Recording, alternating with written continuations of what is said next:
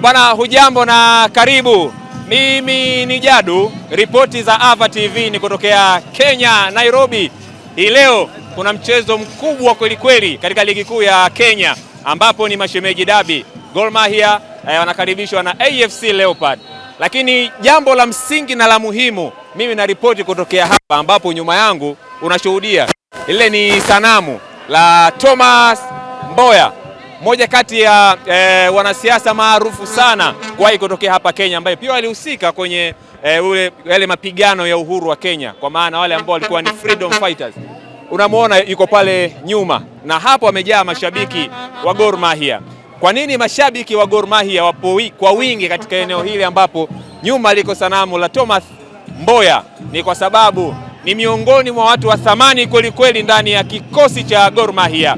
Alihusika kwa namna moja ama nyingine kuifanya Gor Mahia kuwa hapa.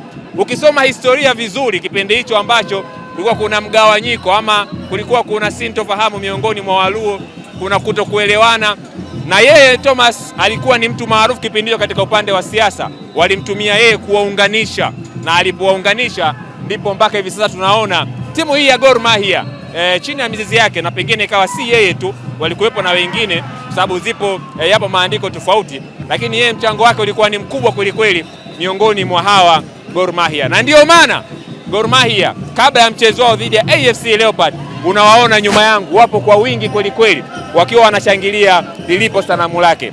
Jambo la msingi la kukuambia ni kwamba hapa ndio ambapo Thomas Mboya alipigwa risasi na kuuawa.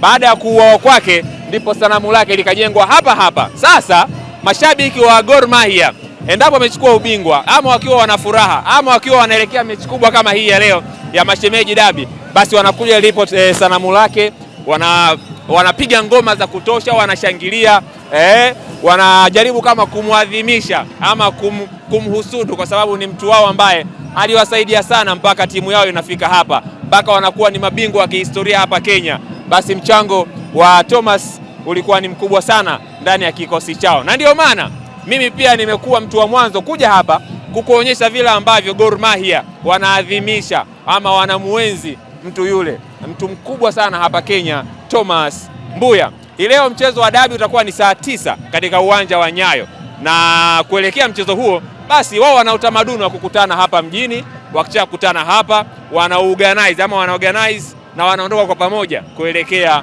ulipo uwanja wa Nyayo. Nadhani ni kama kilomita 2.8 kutokea hapa, lakini utamaduni wa wenzetu kwenye dabi kubwa kama hizi, basi huwa wana sehemu wanakutana na wanaelekea uwanjani, na sehemu ya Gor Mahia kukutana ni hapa lilipo sanamu la Thomas Mboya, ambaye ni miongoni mwa watu ambao wana mchango mkubwa sana ndani ya Gor Mahia. Sasa nikusihi tu endelea kuwa nasi kuanzia hivi sasa mpaka muda wa mchezo, na hata baada ya mchezo tutakuletea ripoti kutokea hapa Nairobi nchini Kenya. Mimi naitwa Jadu, waweza niita mtaalam Aljadaziz Ali Shentembo. Ripoti zote za mashemeji dabi kuanzia hivi sasa utazipata kupitia chaneli yetu Instagram, Facebook pamoja na YouTube. Jina ni moja tu, ni Ava TV. Kwa heri.